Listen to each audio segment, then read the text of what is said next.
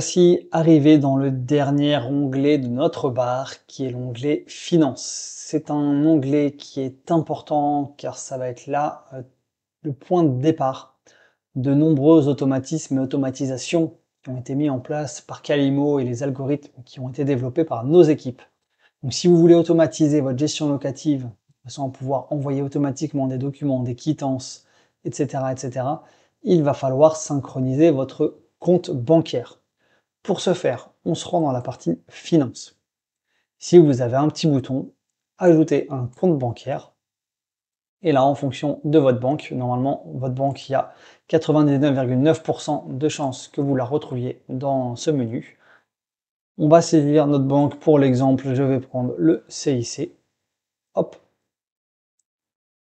On clique. Et là, on arrive sur un petit onglet.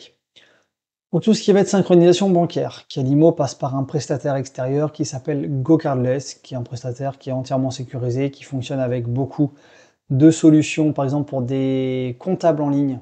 Si jamais vous avez besoin d'un comptable, il y a des comptables en ligne qui fonctionnent avec l'intégration et la synchronisation bancaire. Vous avez également pas mal d'applications de gestion des finances personnelles qui se servent de ce système-là. Et donc, ça vient nous dire avant d'accepter que Calimo pourra uniquement consulter. Donc, bien évidemment, c'est uniquement un droit de consultation. En aucun cas, Calimo n'a un pouvoir d'écriture sur vos comptes bancaires et donc on pourra simplement consulter le solde de votre compte, le détail du compte et les opérations sur le compte au cours des 90 derniers jours. Vous aurez probablement, parce que les accès sont temporaires, bien évidemment, pour des questions de sécurité, ça c'est la loi qui le prévoit, vous devrez resynchroniser votre compte bancaire à différentes périodes entre 90, 180 jours, donc environ tous les 3, 6, 9 mois, pour pouvoir effectivement continuer à synchroniser votre compte bancaire. Une fois que vous avez accepté, ça nous redirige vers le site de la banque. Et c'est là que vous voyez que dans l'URL, on est bien cette fois-ci sur le site de notre banque. Alors même si effectivement ils ont rajouté leur espèce de logo, ce qui met pas trop en confiance, mais ça c'est spécifique par exemple sur l'intégration CIC, parce que si vous faites une intégration avec une autre banque, peut-être que vous n'aurez pas le logo. Mais en tout état de cause, on est bien sur le site de notre banque, et donc là vous allez pouvoir bien évidemment compléter vos identifiants. Et encore une fois, je vous rassure, ni le prestataire, ni Calimo ne stocke, n'enregistre ou n'a de visu sur vos identifiants qui vous restent purement personnels et qui sont saisis uniquement sur le site de votre banque. Et donc là voilà, on va saisir les identifiants et du coup ça va nous synchroniser notre compte bancaire. Une fois que vous avez synchronisé votre compte bancaire, vous voyez qu'il apparaît cette fois-ci dans la petite rubrique. Donc vous avez le solde, vous avez la mention que la session est active et vous avez la possibilité d'ajouter plusieurs comptes bancaires si vous le souhaitez. Par exemple, si vous avez plusieurs profils bailleurs, que vous avez 2, 3, 4, 5 SCI, que chaque SCI a son propre compte bancaire, que ce soit des comptes dans la même banque ou dans des banques différentes, vous pourrez bien évidemment les ajouter. Dans la partie transactions, vous allez simplement retrouver cette fois-ci votre relevé bancaire en ligne. C'est là où vous allez avoir toutes les sorties, donc toutes les dépenses et toutes les rentrées d'argent.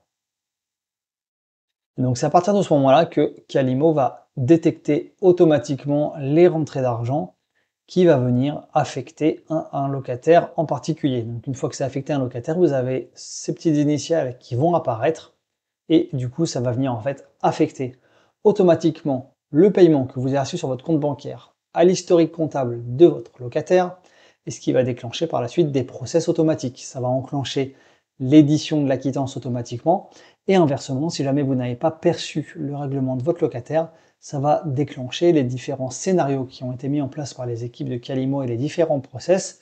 Ça va vous demander tout simplement si vous souhaitez relancer votre locataire et par la suite, si malgré votre relance, le loyer n'est toujours pas perçu, on vous accompagnera pour la mise en place d'une procédure de recouvrement de l'impayé de loyer et pourquoi pas même engagement d'une procédure d'expulsion au besoin. Mais bien évidemment, rassurez-vous, il y a peu de chances d'arriver jusque-là. Donc la synchronisation bancaire, Calimo, tous les jours, vient checker les transactions qui figurent sur votre relevé comptable. Et à partir du moment où vous avez un nom qui match entre votre relevé comptable, entre votre relevé bancaire, pardon, et le nom dans Calimo, dès que vous avez une concordance entre ces deux noms-là, paf, ça va matcher, ça va synchroniser et ça va venir affecter le paiement au locataire. Bien évidemment, en cas d'erreur, en cas d'oubli, en cas d'omission, ce qu'on veut, on peut modifier par la suite. Vous gardez la main, vous pouvez modifier tout ça. Et vous pourrez également affecter des dépenses à vos biens pour faire la comptabilité de vos biens, donc que ce soit les échéances de prêt, les dépenses que vous avez fait pour des travaux, les dépenses que vous avez fait pour des assurances, les dépenses que vous avez pour les échéances de prêt. Tout type de dépenses, vous pourrez les affecter pour le bien, ça viendra vous aider pour vos calculs de rentabilité, ça viendra également vous aider pour les déclarations de revenus annuels ou des historiques que vous aurez besoin de transmettre à vos comptables. Dans la partie configuration, ça va être deux petits tableaux, deux cartes qui vont être intéressantes pour vous aider à automatiser lorsque vous avez une petite difficulté. Comme je vous le disais, Calimo, comment fonctionne la synchronisation bancaire, concordance entre le nom du relevé et le nom du locataire. Pour l'exemple, vous avez un locataire qui s'appelle Johan Dupont. Sur votre relevé bancaire, si vous avez une ligne virement Johan Dupont, paf, ça match Dupont Calimo, Dupont relevé bancaire, ça affecte le paiement. Sauf qu'il y a des cas où vous n'aurez pas de concordance. Par exemple, ça peut être le cas d'un étudiant où votre locataire étudiant, monsieur Johan Dupont, il va avoir le loyer qui va être versé par sa mère ou par ses parents qui ont un autre nom parce qu'il y a un divorce, parce qu'ils ne sont pas mariés, enfin bref, que sais-je. Et ça peut être sa mère, Karine Durand, qui va payer le loyer de Johan Dupont.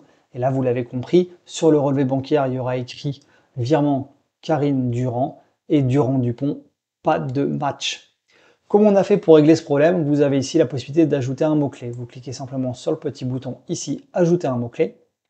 Et on va mettre la règle comme quoi dès que sur le relevé bancaire il y a le nom Durand, donc le nom de la personne qui paye, on va l'affecter automatiquement à un locataire et l'affecter automatiquement à un profil bailleur. Et là vous validez et ça va vous mettre ici la liste des mots-clés qui sont en cours. Donc c'est aussi simple que ça.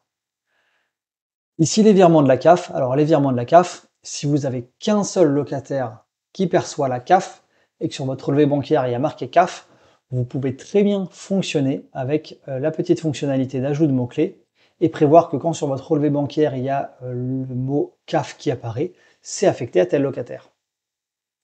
Inversement, pour ceux qui ont plusieurs locataires et que vous recevez un virement de la CAF, ce qui est ennuyeux avec ces virements de la CAF, c'est que vous allez recevoir un virement unique. Admettons que vous ayez 4 locataires pour lesquels vous allez recevoir des aides de la CAF. Vous allez recevoir un virement de 870 € à éclater et à imputer vous-même parce que sur les 870 €, vous allez avoir 200 € pour tel locataire, 250 pour un tel, 170 pour un tel et le reste pour le dernier. Donc on peut créer une liste de découpe en cliquant sur le petit bouton qui est là. Et donc pour la règle des découpes de la CAF, on va pouvoir créer automatiquement des règles de découpe. Donc on va donner un petit nom à notre template, ça peut être virement CAF par exemple, qu'on va venir affecter à un profil bailleur. Et là on va créer notre règle de découpe. Dans notre exemple, on avait pris l'exemple d'un paiement de 870 € de la CAF qui est affecté entre plusieurs locataires. On met le montant, on va mettre en commentaire locataire 1, en paiement, en type, donc là ça va être le type d'opération, c'est un paiement. Le bien, on va l'affecter, on va dire que c'est pour, on s'en fiche, c'est pour l'exemple, hop, à ce locataire. On va dire que c'est pour 3 locataires distincts, celui-là il a un montant de 460 €. On va venir affecter à tel bien.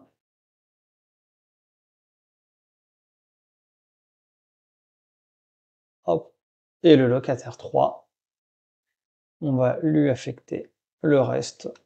Je sais plus ce qu'on avait dit, mais on s'en fiche. On va venir affecter. Hop, et voilà. On valide. Et on a notre règle de découpe qui apparaît ici. On a la possibilité à tout moment d'éditer. Est-ce qu'on veut simplement la supprimer ou la modifier? Et comme ça, avec cette règle de découpe, les virements que vous allez percevoir de la CAF vont pouvoir se découper automatiquement.